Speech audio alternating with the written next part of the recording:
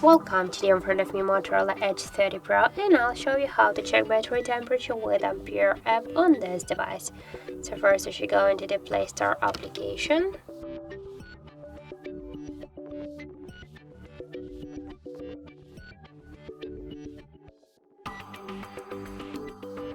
And now here in the search pool enter the Ampere.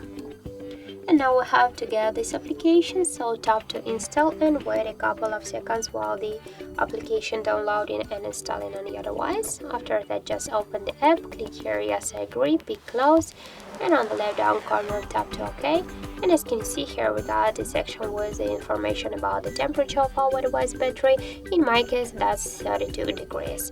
And also here we got the another information about the device information like the level, the health, capacity, and more other information like the Android version, the model of the device, and more other info. So that's it. Thank you for watching, and if you find this video helpful, don't forget to leave a like, comment, and to subscribe our channel.